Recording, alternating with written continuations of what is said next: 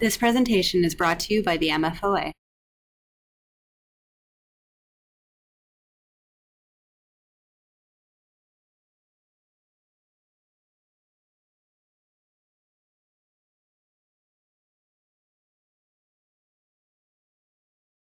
Hello everyone, welcome to MFOA's webinar entitled Best Practices in Asset Management. And now I'd like to introduce your presenter. Dan Wilson is a director with Watson Associates. He has extensive experience in areas of municipal finance and municipal auditing with 7 years of industry practice with the municipal governments and public accounting auditing firms before joining Watson. Since joining Watson in 2006, Dan has led the asset management, PSAP compliance, tangible capital assets and full accrual finance statement presentation, and water wastewater financial plan, the Ontario Reg 45307 services. Watson Associates Economist is one of Canada's leading economic consulting firms and is widely recognized as a leading authority on the fiscal aspects of the municipal government and school board sector. We're very excited to have him here with us today. Thank you, and let's get started. Dan? That's great, thank you. Thanks for everybody being here today. It sounds like we have a fairly good group, so hopefully this is going to be useful to you in moving forward with your asset management planning in your municipality. In terms of an agenda, what we're going to do is take a look at best practices, enhancements, how to maintain your plan, integrating your plan with other documents, and we're going to focus in on those areas while we look at the major categories or major sections of the asset management plan. So we're going to go section by section and then try to lay out these different best practices, enhancements, maintaining and integration as we talk about each section. Everybody should be fairly familiar with the guide on this slide, the Building Together guide that the province has published as part of this asset management initiation. So there's 6 components to the plan as defined by the guideline. First 2 are fairly self-explanatory, but the key components are the state of local infrastructure, expected levels of service, asset management strategy, and financing strategy. So we're going to focus in on those 4 areas. We're not going to spend that much time talking about the requirements of those areas because, like I said, you guys are probably intimately familiar with what these sections have to say. What we'll focus in on are things you should consider in the areas. We'll talk about how we tackled some of these sections when we did asset management planning for a number of our clients. We'll talk about ways in which you can enhance these areas and maybe some strategies on what you want to consider going forward when you update those sections of your plan. So the asset management plan should be looked upon as a living document. I'm not sure if many of you have run into this already, but it can become outdated or not as meaningful fairly quickly as priorities of your municipality change, as cost estimates change, as budget numbers change. So really, what I'm saying is not only is the entire document a living document, but those 4 major sections of the plan really are integrated together where an impact on one can mean an impact to all 4 of those areas. So your state of local infrastructure looks at the assets that you're owning and managing in your municipality. The expected levels of service look at what level of service you're providing and what level of service you really should be providing in the future. The asset management strategy outlines the long-term plan in terms of a capital plan and an operating plan to implement your expected levels of service and to maintain your infrastructure. And then your financing strategy looks at how you're going to fund everything. So really a change in one can mean a change in another or multiple sections of this plan. So we're going to start with state of local infrastructure and work our way through from there. So the requirements, just at a very high level, you need to have your asset listing, including types, subtypes, quantities, and so on. They're looking for your financial accounting valuation, which is how you're valuing these assets from a PSAP 3150 perspective.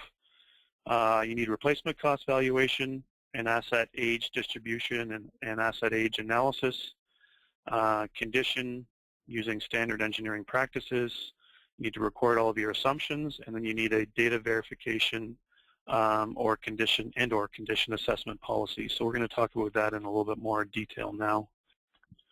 So if we talk about the inventory itself, the actual data, we've always encouraged our clients anyway to try to have one comprehensive asset listing for pretty much all uses in the municipality. So you're going to use this for PSAP 3150 in your financial reporting. You'll use it for asset management planning. You'll use it for any other sources that you deem necessary to have the asset listing. But the key here is it can quickly become an inventory that is used not only by the finance department, but pretty much every department that owns or manages assets in the municipality. So obviously with that comes concerns over maintaining the integrity of the asset database, keeping it up to date. So that's where that whole data verification policy and condition assessment policy can come into play, but we'll talk about that in a few slides. So in terms of making one comprehensive asset listing for all uses, a lot of our clients have found it necessary to go back and maybe revisit the policies and the assumptions that were put in place back in 2009 when the PSAP 3150 inventory was created. So that's your asset inventory used for financial reporting purposes. So when I talk about the policies and assumptions, what I'm referring to is how did you break down your assets into components back in 2009? Back in 2009, you may not have thought of asset management. You were thinking, how do we get PSAP 3150 done, and how do we become compliant quickly? So your decision on how to break down your assets into components may be different now compared to what it was in 2009. So we're going to talk about that on the next few slides. Asset pooling. So where did you use asset pooling from a PSAP 3150 perspective? And is that going to give you enough meaningful data when you use that same asset data from an asset management perspective? Useful life estimates. I found a lot of my clients, when they're looking at the useful life estimates they said back in 2009, are really reconsidering those estimates given the number of years they've had since PSAP 3150 implementation, and given they've been disposing of assets, incurring write-downs or write-offs, recording gains or losses on disposal, and that can quickly tell you whether or not your useful life estimates are accurate or not. So you may have to look into whether or not you want to revise those or not, and same can be said with remaining useful life. Missing assets. Did you find that there were significant assets missing when you set up your inventory in 2009, and now you're adding them in as part of the asset management practice? I've seen that happen quite often. And then other asset attributes that you want to start recording. And obviously when we get into later discussions on asset management, that could include condition assessments, your replacement value, risk ratings, and so on. One of the questions that usually pops up in this area is, well, if I'm going to change my asset inventory and that results in changes to amortization and net book value, what does that mean from a financial valuation perspective? Are my auditors going to be upset with me? From my discussions with the various auditors, they're looking at this as a change in estimate. So you have better information now, so you're changing your estimates with respect to your PSAP 3150 data, which means you may not necessarily have to do a retroactive adjustment back to 2009. You can just treat this as an adjustment going forward, where you just have to make refinements in your current year and go forward from there. So if you see that's something that's maybe necessary in your municipality to try to move towards that one asset listing, it may be worth a brief discussion with your auditors to see what that means from a PSAP 3150 reporting perspective.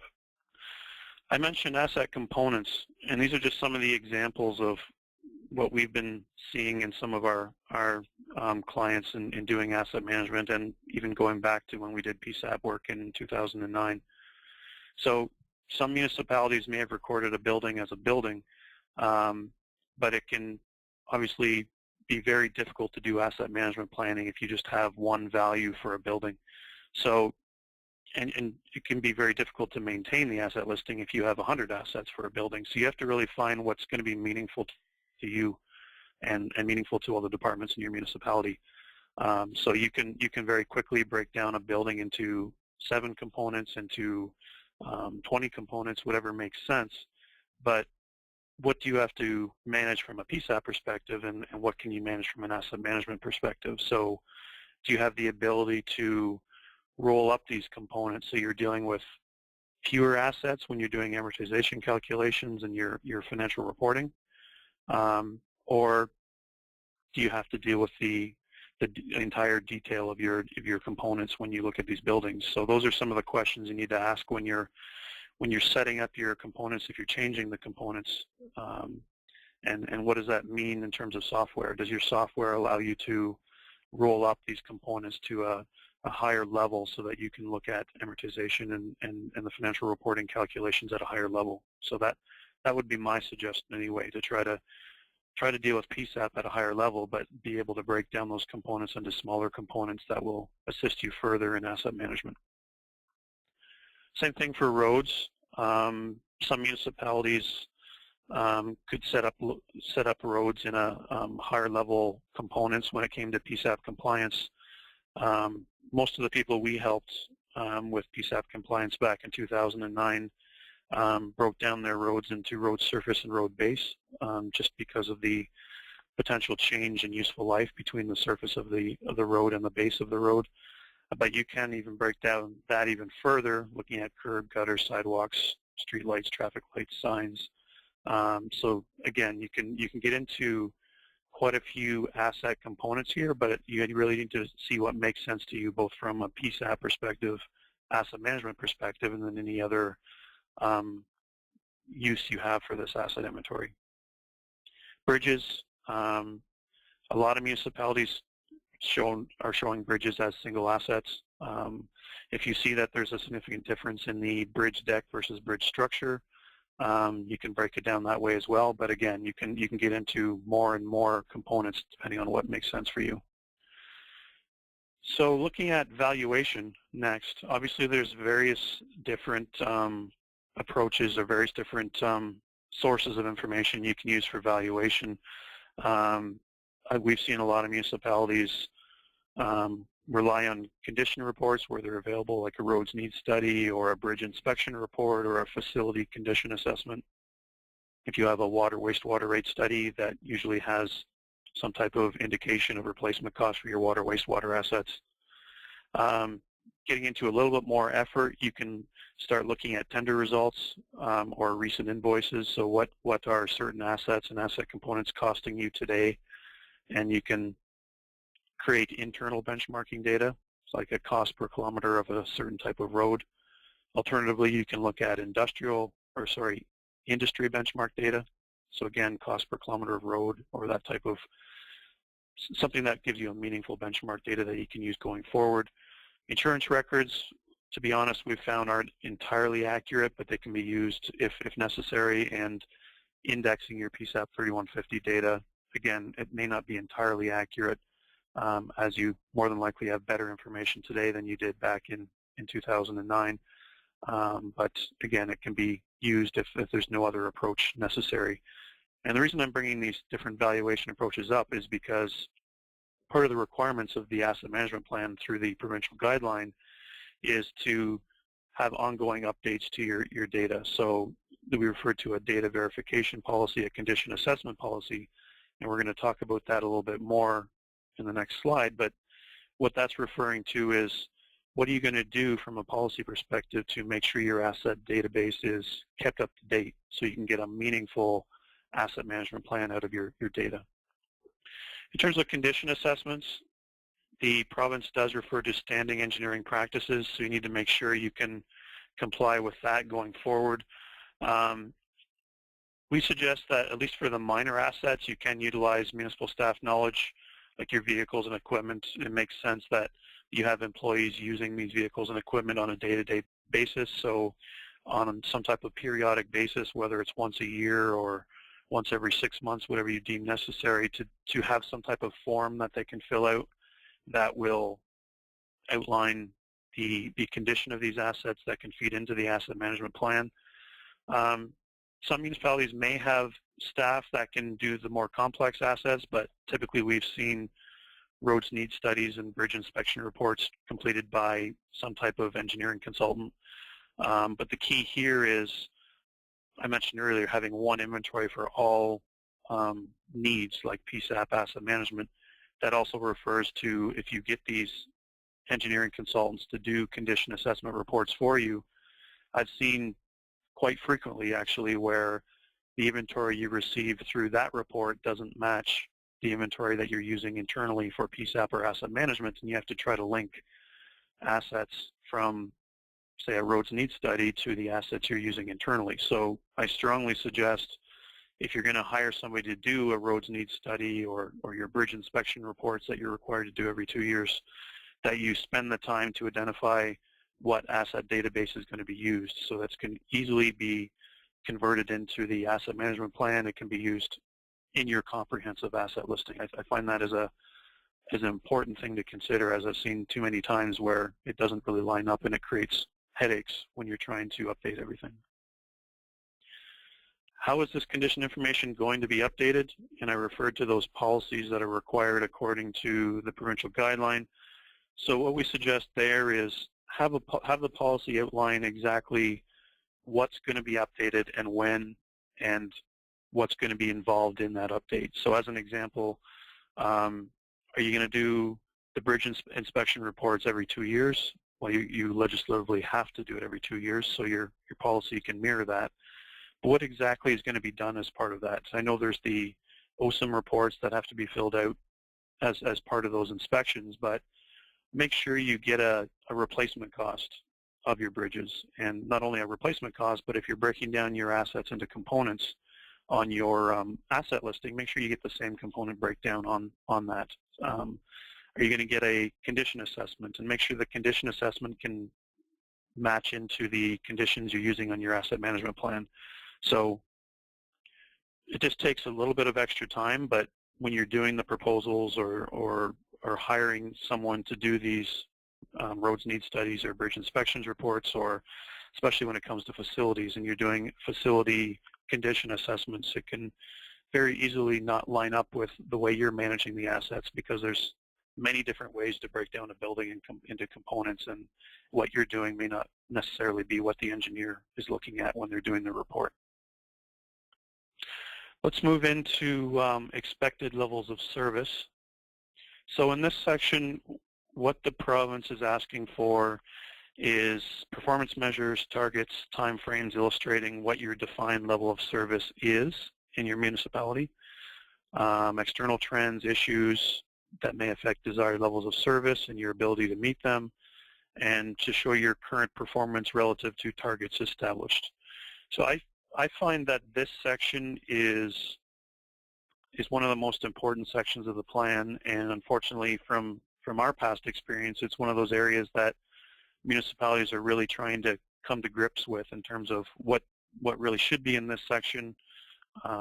What does that mean to us? How do we feed it into our asset management plan? So I really see this section as one that municipalities are going to further enhance going forward, and probably more so than any of the other sections. Because if you think about it, if you're going to change a level of service in a particular area, that could change the useful life estimates that are in your state of local infrastructure. It could change your asset management strategy, because it could mean more or less operating costs, more or less capital costs, depending on what that did to your useful life estimates. Obviously, it changes your financial strategy because your asset management strategy has changed. So really, a change to the level of service changes everything else. So it's important enough to spend some time on to make sure it is done in a way that meets the needs of your municipality. What we tried to do in looking at levels of service when we worked on asset management planning for various municipalities is try to have a discussion with the various departments around how would you define the level of service being provided today, and how would you define the level of service that is expected of you going forward. And we found that it was a fairly difficult question, not only to ask what level of service is expected of you, but to actually say or describe what the level of service they're providing today actually is. And there's no real, you can try to have some type of template that can be used from municipality to municipality, but really this should be customized to your municipality because everybody looks at level of service a different way. So when it comes to service being provided in a department or based on a various asset type, is it defined by legislation? Are management dictating what the level of service is going to be? Are other staff determining what level of service is? Is council giving direction on level of service? Are the residents giving direction on level of service? And you really need to consider, I guess, whatever aspects of defining level of service that are necessary in your municipality. And really this could be a straightforward process or it could be a more complex process. So as an example, at a minimum, I think you should at least have workshops with the various departments and outline how they see level of service being defined currently and into the future. But you could enhance that by having council workshops, get their spin on level of service, get residents to provide input on this. So as you can see, this can very quickly become a more complex process where you're getting input from different areas. The only caution I give you is if you're going to define level of service internally on a staff basis, you may need to get some type of council input before it's approved, as it could be a contentious issue in terms of what service is being provided and what may be provided in the future. And I mentioned before that changing level of service, it could change useful life, it could change your operating budget, it can change your capital budget and your replacement plan. So it really does require the attention to spend some time in this area. So this table outlines some of the areas of discussion we had with our clients in doing level of service. So we typically had workshops with each of the departments. Due to time constraints, we didn't really get into asking council for their input, asking the public for their input, but I see that as something that may be more meaningful in the future when you do updates to your plan. So if we look at roads assets as an example, it was very common for the people in the Public Works Department to say, well, our level of service is to meet minimum maintenance standards, which are defined by an Ontario regulation. They want to maintain adequate condition ratings on their roads. So if you have a roads needs study or some type of condition assessment on your roads, if it's a pavement condition index rating out of 100, as an example, then maybe you have a goal to maintain an average condition rating of 70 or 60 or whatever your number may be.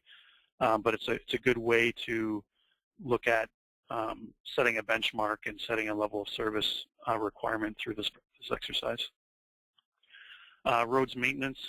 If your roads needs study identifies suggested maintenance, or if you have staff reports that identify suggested maintenance, then integrating that into your asset management plan is a good way to try to bring it into the forecast period over time. And those municipalities with gravel roads, it was quite common, at least through our clients anyway, to establish a time frame for resurfacing those gravel roads in the level of service analysis. Bridges and culverts maintain adequate condition and load limits. So again, something that can be based off of the bridge inspection reports. Perform maintenance as per the OSM inspection reports, and to actually do those inspection reports every 2 years. So those are some very high level. And you'll notice that most of these are fairly high level. But in each case, what the municipality and what the department had to do was define what this statement meant to them and what did that mean in terms of operating impacts, capital impacts, and asset attribute related impacts. And really, if you define that, say roads maintenance, if you're going to do roads maintenance, you need to build an additional $100,000 into your roads maintenance budget, then that doesn't necessarily mean it has to start in 2014 or 2015. You can try to phase that in, so over the forecast period, you're working up to bringing in $100,000 into the forecast for additional roads maintenance. But it can happen over 5 years or 10 years if it's going to have a significant impact on your asset management strategy and your long-term budget. Water and wastewater, the number one key requirement there obviously is to meet legislative requirements. From a water perspective, there's a lot of discussions around minimizing water main breaks and minimizing unaccounted for water, replacing cast iron mains, having programs such as leak detection, backflow prevention, meter replacements. So just introducing these programs or enhancing these programs will obviously have an impact on your budgets, which will therefore change your asset management strategy. So this is just to give you an idea of what some of the discussion points were when we were doing this over the last number of months. Wastewater, develop a flushing program, improve effluent quality, minimize incidents of bypass, and then your building assets meet legislative requirements, and that could include phasing in costs required to meet accessibility needs, as an example. Proactive maintenance, if you have a building's condition assessment report that identifies maintenance needs. And then in some cases, municipalities were being proactive in trying to have backup power where needed in their facilities. So again, this just gives you an example of what some of the discussion points were when we did this over the last few months with our clients. Another expected level of service is the use of performance measures. With our clients, at least at this point, again, due to the timing of having this asset management plan complete by the end of the year, we just simply looked at the performance measures identified in the FIR, so the Municipal Performance Measurement Program, and obviously you have to fill those out each year as part of your FIR, so it makes sense to have them built into your asset management plan as performance measures you're maintaining. What I would suggest, though, is try to define what those performance measures mean to you. So what is a good measure versus a poor measure in your municipality? If you don't like the MPMP measures, then maybe define some measures that make more sense to you. But the key here is, do you have any performance measures in a way that you can track level of service from asset to asset or from department to department? I know the fire department, as an example, if your fire assets are built into your asset management plan, the fire department usually keeps fairly good performance measures when it comes to call volumes, response times, property damage, and so on. So that could be an example that you could use in terms of rolling out department-specific performance measures. One other area of potential integration with levels of service is if your municipality has some type of strategic planning document where you're outlining the vision of the municipality, the mission, the goals of the municipality, I find that, or my suggestion is that I think that this exercise, this strategic planning exercise, would be an excellent area to implement in this level of service discussion. So in defining the vision and the mission of your municipality and the goals that are required to meet that mission and vision, outline what the level of service is needed to achieve the goals. So it's a logical next step in that strategic planning process. You can include options when you're doing this, so you don't necessarily have to define level of service as being one exact outcome. As you know, when we get into the asset management strategy, the province is looking for options or scenarios that can be calculated as part of that section. So feel free to identify different options when it comes to level of service so that you can really measure the impacts of different levels of service to your asset management strategy when we get into the next section. If you don't have a strategic planning document or you don't plan on doing strategic planning going forward, then what I suggest is have the level of service analysis part of your budget process each year. So as you're setting the budget and passing the budget, have some type of level of service analysis in that document that can integrate in with your asset management plan. So what I'm trying to get at here is if you just have the level of service discussion in your asset management plan exclusively, it may be something that is forgotten or missed or not taken as serious when it comes to maybe public or council interpretation of what this actually means. But if you can integrate it in with another key document of your municipality, like the strategic planning document or your budgeting document, then it at least integrates those documents together and makes it more of a policy in terms of achieving a certain level of service. Now I want to go into the asset management strategy component. So we've talked about state of local infrastructure, level of service. The next two are the asset management strategy, and then we'll get into the financing strategy. So with this section, the asset management strategy, what you're looking at is what is the recommended course of actions, and we looked at that as what is the long-term forecast required to maintain a sustainable asset position while delivering at the expected levels of service that you've defined in the previous section, and you're looking at doing this in a cost-effective manner, so not asking for too much. What they asked for here is looking at non-infrastructure solutions, maintenance activities, renewal, rehabilitation, replacement, disposal, and expansion. So those are the key components or the key breakdowns that the province is looking for. They're also asking for some type of options analysis, which we refer to in the level of service discussion, risk assessment calculations, and some type of discussion on procurement. So on the next slide, the options analysis, what we did here is in a lot of cases, again, due to not having that much time to spend on options analysis, we really did basically look at scenarios involving, okay, what was your PSAP data telling you in terms of replacement needs, and if you try to tweak that for taking into account condition and risk assessments, what is your asset data telling you at that point? And then a third option would be, okay, what happens if you try to smooth out the capital needs over the forecast period? What does that tell you in terms of capital needs or operating needs? So that's what we focused on, at least initially, when we were doing asset management planning.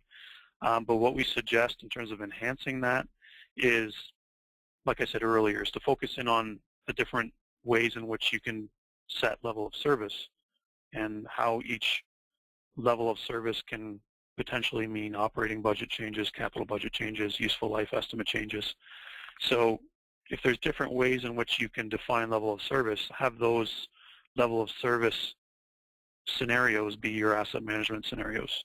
So one example may be, do you do more maintenance and rehabilitation on your assets and push out the replacement of your assets?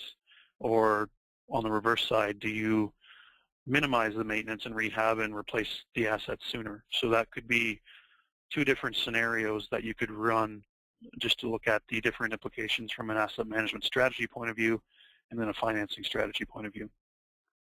Another one would be maintenance. Do you do reactive versus proactive maintenance, and what does that do to the useful life or remaining useful life of your assets? Obviously it means more or less operating maintenance costs, but what does it do to your asset useful life, and what does that do to your capital requirements on an annual basis? So these are just some of the areas that you can consider when you're looking at different options and scenarios that you can run in your asset management strategy. But keep in mind, what you're looking for is cost-effective strategies, and you're looking for strategies that are moving towards various expected levels of service. So it's a great idea if you're having trouble setting one level of service in a specific area. You can identify 2 or 3 different levels of service and then find out what that means in these sections of the plan. When it comes to procurement, I think what the province is looking for here is ensuring that you have efficient and effective purchasing practices. And I know every municipality has a purchasing policy or a purchasing bylaw, as you're required to have that. But are you getting competitive bids through that process? Because as you know, getting competitive bids means you can do more for your dollar when it comes to replacing your assets or building new assets, as an example. So what you could do, if you want to link this and your purchasing policies to your asset management plan, is to do a review of your procurement practices. Have they been reviewed or looked at since you established those policies quite a few years ago. Compare them to municipalities in your area, compare them to best practices. And then some of the areas that people are looking to right now are you taking advantage of poolings, or are you working with other municipalities to get competitive bids on a group basis? Have you considered working with public-private partnerships? How do you advertise and invite companies to bid on your tenders and proposals? What is the process to create a tender proposal document? One interesting approach that I've seen mentioned in a few municipalities is, can you build more asset lifecycle costs into the contracts you're trying to put in place with different purchasing proponents? So as an example, if you want somebody to build a facility for you, can you also build in some of the maintenance of that facility into the contract? And the last bullet point really is in relation to integration. So if you're going to do or spend all the time to create a tender or proposal, make sure that you can get the information in the tender or proposal that relates to the cost breakdown or the component breakdown that you have on an asset by asset basis. So ask for specific information from the bidders. Ask for it in a certain presentation or a certain format, so that you can not only compare from one proponent to another, but you can compare the values to your asset management plan. So if you're building that facility, don't just ask for the total construction value or ask for it in a few different components, but ask for it in the detail that you break down your facilities into, so you can compare the cost of building that facility by component to maybe similar facilities that you have in your asset management plan. So just an idea, these people are looking for your business, or you're looking for their business, and I think the least they could do is provide the information in the exact format that you ask it for in. The next major discussion point in the asset management strategy is risk assessment. And when we were doing asset management plans for various municipalities, we looked at this as an opportunity to identify priorities, capital priorities in a municipality. So we defined risk or asset risk as the probability of an asset failing times the consequence of an asset failing. And then you can introduce risk mitigation techniques in there as well if you have additional information. What this does is it looks at what are the chances of your asset failing, and it's comparing that to what are the consequences to your municipality if that asset fails. And if you take both of those into consideration, it gets you a fairly accurate depiction of the total risk of that asset failing in your municipality. So if we look at probability of failure as the first variable in that calculation, what we typically did was try to tie it to asset condition. So an asset with a very good condition rating would have a fairly low or rare probability of failure. And then on the flip side, an asset in very poor condition would have a likely or almost certain probability of failure. So it really puts the need to have accurate condition assessments in your asset management plan. If you're going to rely half of your risk rating on condition, then you really need to have fairly good condition assessments on your assets. We found, just a side note, going back to the condition assessment process in the first section, we found that a lot of municipalities did not have condition information. They may have had it for bridges, maybe roads as an example, but fairly key assets like buildings as an example, there would be no condition assessment information. So at least as a starting point, what we did was we assessed condition based on the age of the asset in comparison to useful life. And then we had the municipal staff go through and identify where that may not be accurate. So obviously age doesn't always depict condition, because if an asset's maintained really well, it doesn't mean, because it's approaching the end of its useful life, it doesn't mean that it's in very poor condition. So we really had to have staff look at that calculation closely when we were doing that, but in the absence of condition information, we wanted them to start with something. So we did that type of assessment and then suggested that actual condition assessments take place down the road. So condition ties into probability of failure, as an example. The next section of the calculation is consequence of failure. So we really had two different approaches to assessing consequence of failure, a more high-level approach and then a more detailed calculation approach. So the high-level approach was looking at the potential factors that would influence consequence of failure, and then through discussions with staff, set some type of consequence based on asset type. So some of the potential factors that could influence the consequence of failure. So what we're looking at here is, what does it mean to you and your municipality if this asset was to fail? So some of the various variables involved in that is cost factors. So what does that mean in terms of replacement costs or rehab costs or fines and penalties or damages? So there could be associated cost involved with an asset failing. Service delivery interruptions. So if a particular asset was to fail, can you get a replacement in fairly quickly? Do you have to create a detour? So what does that mean in terms of service delivery interruptions?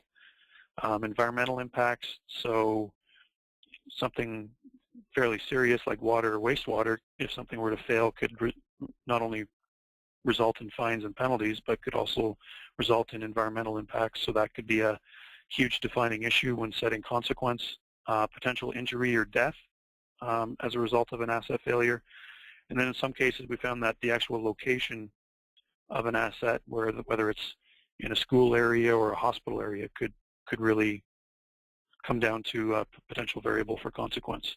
So having a discussion in those areas with the various municipal staff, what we did was we tried to range consequence into 5 different areas. So whether we used a rating of 1 to 5, or if we went insignificant, minor, moderate, major, significant, or catastrophic, the key there is to have a range of different consequence levels that you can use to assess overall consequence of failure. I mentioned there was a second option or a second way in which we assessed consequence of failure. And we, in some cases, or where municipalities had more information on their assets, we were able to do an actual mathematical calculation of consequence of failure. So take roads as an example. We could do a calculation where we based the consequence of failure on the type of road or the class of roads, on traffic count, on speed limits, on access to the municipality. So what we're getting at here is, if a road is a collector or arterial road, most municipalities thought that they would have a higher consequence of failure than a local road may have. So what you can do is start setting ranges of values for consequence of failure. So say you want to set a consequence of failure rating out of 10 for your roads. So what would you do to make up that value of 10? You could maybe, what we did as an example was, okay, we're going to base it on road type, and we're going to base it on speed limit. So we'll have road type out of 6, speed limit out of 4, so they add up to 10. So if your road type assessment is out of 6, maybe the collector arterial would be more of a 5 or 6 rating, and the local road would be a 2 or a 3 rating as an example.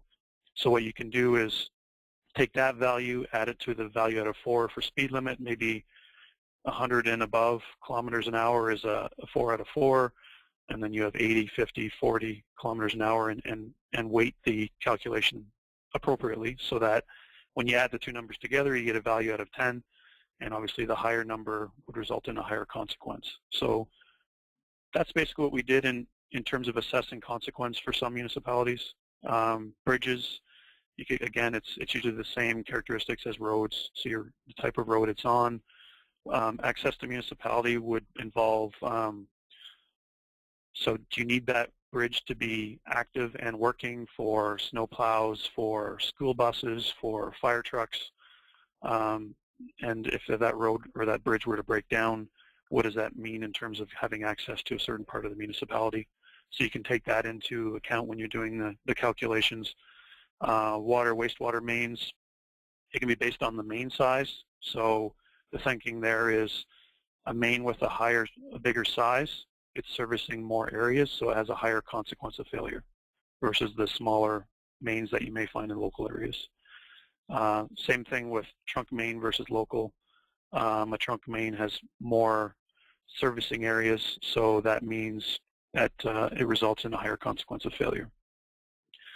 Facilities, it's a little harder to do a calculation based on facilities because you don't really have these specific attributes that you can assign to use from a consequence calculation for facilities. So what we did there was we looked at the type of service being performed in the facility. If the facility were to have to shut down for some reason, what does that mean in terms of service delay, in terms of having a backup facility available? What does it mean in terms of the replacement cost or the rehab cost of that facility? So in the absence of other information, we really had to do more of a judgmental calculation of facility consequence.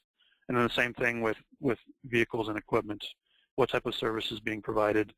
If a fire truck were to break down, as an example, are you in trouble? You have no way of providing a service, or do you have a backup truck available either through your municipality or through a local service agreement? So the same type of calculation for vehicles and equipment. But the thought here is, if you spend some time really addressing this calculation of failure, you can get a rating for consequence of failure. You can get a rating of probability of failure. And then if we go to the next slide, we can assess the total risk of an asset failing based on combining the probability of failure times the consequence of failure. So using the probability of failure ratings of rare, unlikely, possible, likely, and almost certain, and then using the consequence of failure ratings of insignificant, minor, moderate, major, and catastrophic, the table you see in front of you now is one example of which in a way you can assess low, medium, high, and extreme risk based on having a probability of failure and a consequence of failure. So in this type of situation, obviously your priorities are to focus in on the extreme and high risk assets first in terms of, do you need to replace them? Do you need to do rehab? Do you need to do maintenance? What can you do to mitigate that risk going forward? If you're going more of the numerical calculations of risk, where, like I said earlier, maybe you have a rating out of 10 for consequence of failure, maybe you have a rating out of 10 for probability of failure, multiply the two together, you get a total score out of 100 for total risk, and then you can decide maybe 100 to 80 is your extreme risk, 80 to 60 is your high risk, and really set what that means in terms of high or extreme high, medium, and low risk assets. And like I said earlier, you can use that to identify priorities. And then preferably if you're applying for grant funding through some type of provincial structure, then you're going to be applying for grant funding for one of your priorities, so one of your extreme or high risk assets. Now we're going to get into the financing strategy, the last section. So with the financing strategy, what we're looking for here is the same annual expenditure breakdown that we had excuse me, in the asset management strategy. So your non-infrastructure solutions, your maintenance, renewal, replacement, disposal, and expansion activities. And just by the way, we treated expansion activities as either being projects that you've identified having a growth-related component and maybe in a development charge study, or it could be providing new services in an area or a department altogether. So for the most part, though, we treated expansion as being growth or development charge related projects. We also need some historical data. So what were your expenditures over the past 2 to 3 years? A breakdown of revenues by source. So where did you use taxation versus water rates versus wastewater rates and so on. And then identification of a funding shortfall. So I'm going to talk about that a little bit more in the next few slides. So when it comes to the financing strategy, you really have to consider all of the different available funding sources available to you in terms of funding your asset management strategy. And when we did the asset management strategy and obviously the corresponding financing strategy, we didn't just look at what are the capital needs, what are the maintenance needs. We tried to pull it all together in terms of total operating needs of the municipality, total capital needs of the municipality, so we could really calculate what the taxation levy, water revenue, and wastewater revenue requirements are over a 20-year period. We typically did this over 20 years. So what that gives you is, obviously you have to make certain assumptions about different operating accounts. So as an example, you can assume that anything not affected by an asset management plan, maybe you have salaries, supplies, that type of thing, those type of accounts, maybe you assume they go up by inflation every year.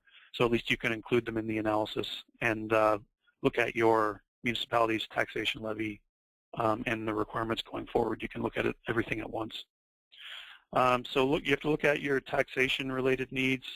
Obviously, user fees if it comes to water, wastewater, storm, wherever you have user fees. Reserves, reserve funds.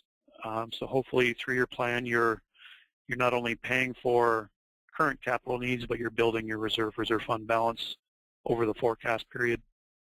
Hopefully you have some type of goal in terms of how much you should be investing in capital each year or what your reserve balances should be built to. When it comes to debt, obviously keep in mind your ARL, your annual repayment limit, your debt capacity calculations. And again, through various discussions with my clients, it's believed that it's not necessarily a useful asset management plan if you're not considering the use of debt in your plan as a funding source. But if you just think about it from a high level, if you're going to do an asset management plan and assume, well, our municipality has a zero debt policy, then, and you're asking for provincial funding to maintain a zero debt policy, does that make sense? And most municipalities are thinking, no, it doesn't really make sense. We should try to include the use of debt financing in the asset management plan and plan for the use of debt where it's deemed feasible to use debt, obviously. Grants, we only included grants to the point where they were actually known to the municipality. So if they were successful in receiving specific capital grant funding, then you can include that as a funding source. Pretty much every municipality that we dealt with assumed that gas tax funding would be a long-term sustainable funding source, so they kept that in the plan as a funding source. But other than that, if you don't know that a grant is coming to you, then at this point it's safe to assume that you're not going to receive it, and then you can at least look at what your funding, infrastructure funding deficits are from a true perspective, rather than assuming certain grants will be coming into you and you're not sure if they will or not. What we suggest through the financing strategy is use your existing budgeting and long-term financial plan as a starting point. You might as well keep the same format, the same breakdown, so that it can be a logical extension to your budget, and maybe it can be updated with your budget on an annual basis.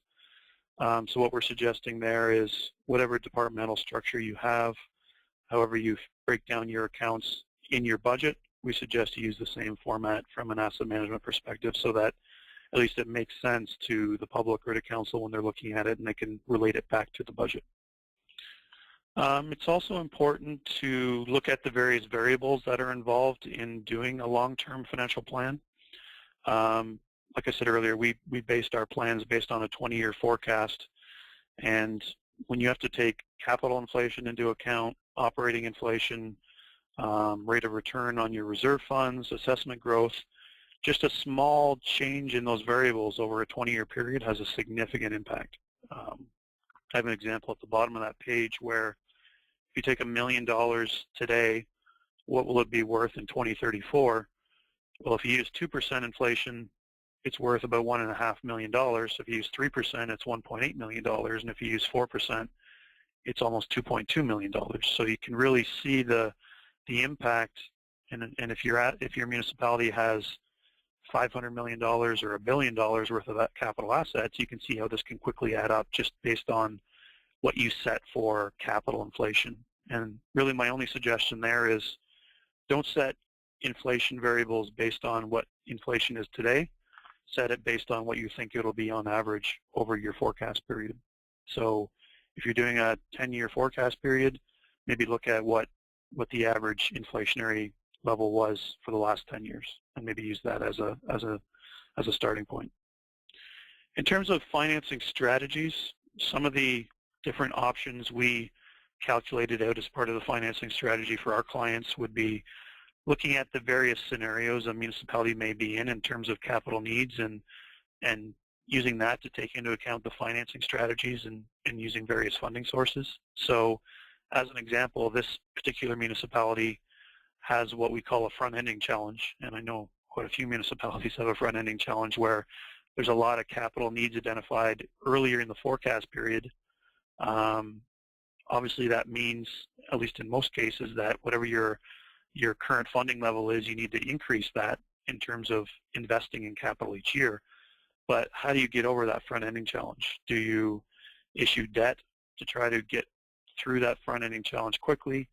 Do you change your maintenance plan so that you can maintain those assets a little bit longer and extend out the useful life? Can you smooth out the forecast period a little bit more? So those are various different ways in which you can address a front-ending challenge. But the key there is to try to find some type of scenario that makes sense to you, and maybe it's something that council members are willing to endorse. This is the reverse, and in some cases this can be more difficult to implement in an asset management plan, believe it or not. So if you don't have the front-ending challenge, you have a future replacement need where at some point you will have a challenge. So in this case, what you should be doing is still increasing your funding level so that you can save up for the funding challenge that may happen 10, 20, 30 years from now. But what we've found is, at least politically, it can be very difficult to say, well, we don't need the money now, but we should invest in capital anyway. And that can be a difficult decision for council to make. So where I think it's a critical decision to make in terms of making sure you don't have a challenge when that huge lump of capital needs comes forward. So in this case, you're obviously funding your current capital just fine, but you need to make sure you're mindful of what's coming up ahead of you. The next two slides really relates to that infrastructure funding deficit that the province is referring to in the guideline. And what we did here is look at the annual funding gap. So we tried to take an account for what should the municipality be investing in capital annually and compare that to what they're currently investing in capital annually. And ways to mitigate that gap really is through funding increases and through cost savings. So really part of your strategy in terms of a financing strategy is to mitigate that funding gap over the forecast period. This was a, excuse me, this is a graph we used quite frequently in our asset management plans, where the blue line represents where a municipality is currently investing in capital each year. When I say investing in capital, what I'm referring to is what are you doing in terms of capital, plus what are you putting into reserves or reserve funds for future capital. So basically adding that together. You can also take into account your current debt levels because you're obviously putting that into capital as well. So what this is saying is this particular municipality is currently putting about $800,000 into capital. So that's the 2014 balance. And if you were to increase that with inflation, it barely increases over the 10-year period you see in front of you. The green represents, based on the assets that they have, based on their values, based on their useful life, the remaining useful life, that municipality should be investing over $4 million into capital assets each year. So the question is, how do you recommend a financing strategy that will mitigate the gap between the blue level and the green level over the forecast period? And like I said, what we're looking at here is annual investment in capital.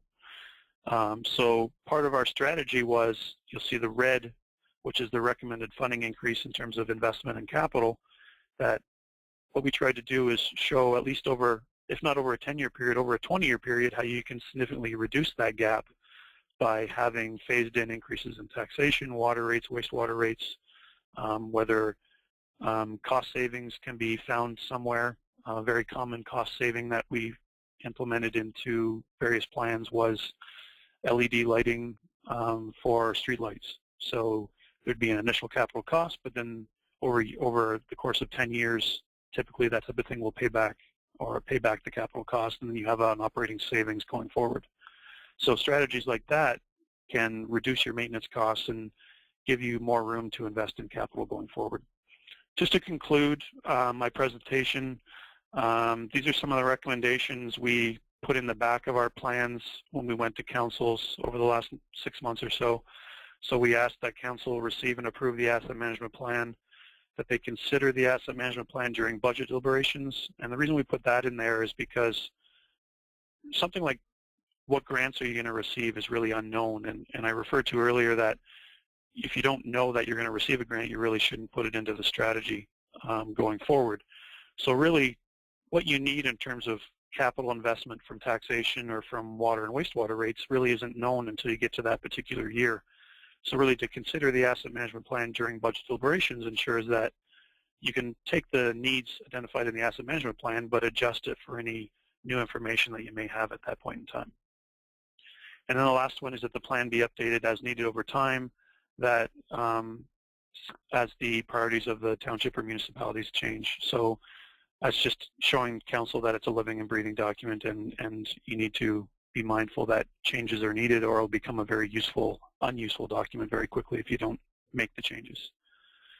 Some municipalities, we actually had specific recommendations around increases in taxation, water rates, wastewater rates to be dedicated to an asset management plan. A lot of municipalities did not put that in simply because they felt the asset management plan may not have been approved if that was in the recommendations itself. So if you're able to get those in, great. If not, at a minimum, please make sure that it's considered during budget deliberations so it can be part of that discussion going forward. That concludes my presentation, and I think we're going to open the floor up to some questions. Thank you very much for that, Dan. We have 3 questions in. So first question is, Dan, how do you use condition to predict the long term? I'm assuming that means how do you use condition to predict how assets appear in the asset management strategy as an example. So what you do is, I mentioned earlier that condition can drive half of the risk calculation. So if you do a roads needs study and determine that a certain road section is in very poor condition, what that translates into is having a almost certain probability of failure. So that, in combination with the consequence of failure, will give you a total risk rating, which will either show that that road segment is either a priority to the municipality or not a priority to the municipality. And what I suggest is, if it's a priority to the municipality, it should be identified earlier on in the forecast period as a capital requirement, and that could be replacement, it could be rehab, it could be maintenance actually, so it may not necessarily be capital, but because it's identified as a priority means it should be shown as a requirement from an asset management strategy point of view earlier on in the forecast period. And then obviously through the financing strategy, you have to try to fund that strategy. So condition feeds probability, which identifies probability and other risk calculations. And then you use that to identify priorities and flow it into your asset management strategy.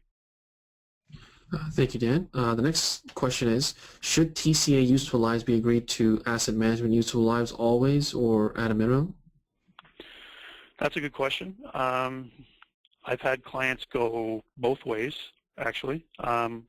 My preference, given that I'm an accountant at heart, is that your useful life from a PSAP perspective should match your useful life from an asset management perspective, just because I'm encouraging that use of one asset listing for all uses in your municipality.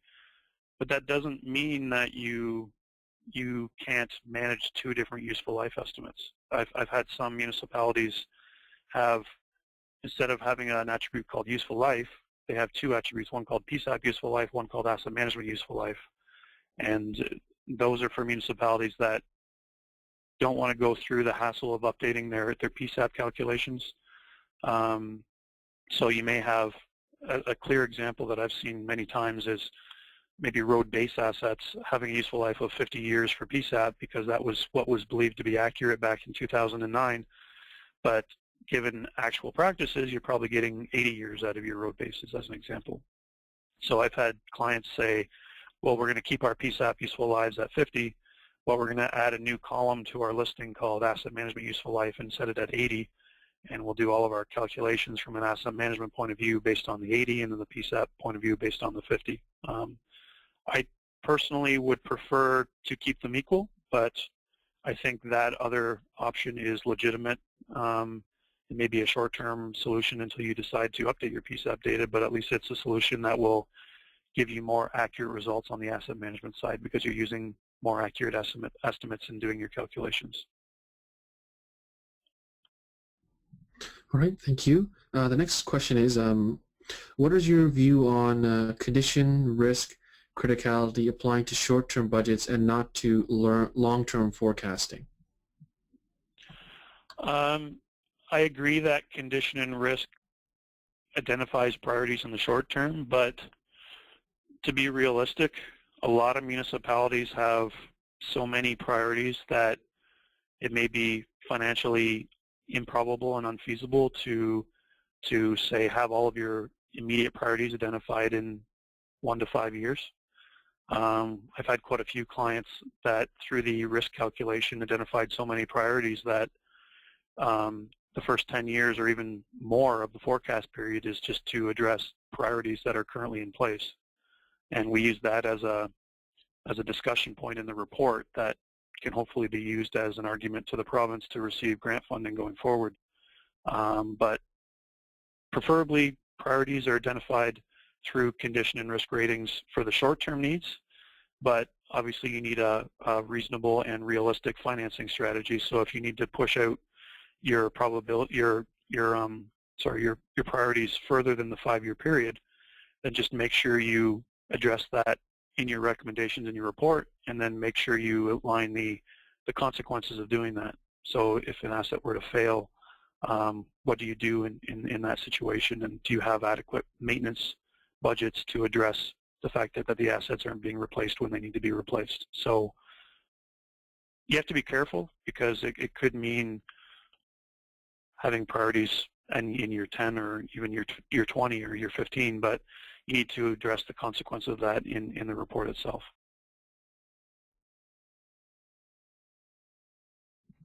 All right, thank you, Dan. The question is, what is the majority of your clients doing? Do they do a risk assessment on an asset per asset basis or an asset class, subclass basis? I would say it's pretty much 50-50 at this point.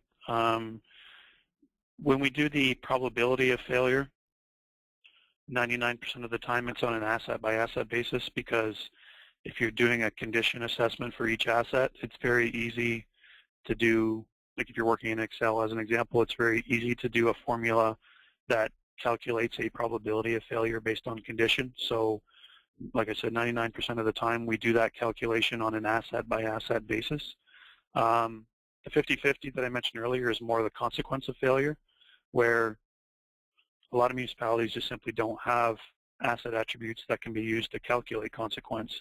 So it's more of that high-level discussion around, okay, what are the costs, what are the environmental factors, what are the service delivery delay impacts if certain asset types were to fail, and then you do that on a more asset class perspective. So you can look at, instead of looking at each specific road segment, you could look at, okay, local roads, collector roads, or trivial roads. We can have 3 different consequences of failure based on the 3 different asset types and leave it at that. So all local roads will have the same consequence of failure. Where the other 50%, they have information like speed limit, like traffic counts, that can be used to calculate a more specific consequence of failure for each asset. And in that case, you do it asset by asset. And like I said, with the probability side, it can be more of a mathematical calculation in Excel that's fairly straightforward. And then you can do that mathematical calculation for total risk as well. But I would say it's more 50-50 on the consequence side, but in most cases, the probability side is detailed asset by asset. All right, thank you, Dan. That was the final question. I'd like to thank everyone for joining us today, and also like to thank you, Dan, for presenting. Also, I'd like to remind everyone that you can download this presentation in PDF format from the Materials tab at your control panel, or you can go to the confirmation email that you received for this training session and click the Materials link, and then you can download the PowerPoint presentation from there. We appreciate your feedback and ask that you take a few minutes to complete the survey we will be sending you after this broadcast. You may have already answered some of the asset management related questions previously, but we would really like to receive continual feedback to ensure that we consistently provide timely and relevant topics for you over the course of the next several years. For additional resources on a broad range of topics, please visit MFOA's virtual library. The library is your one-stop shop for policies, RFPs, guides, legislations, and regulations from across the province. You can access the VL by going to www.mfoa.on.ca/library. Thank you all, and bye for now.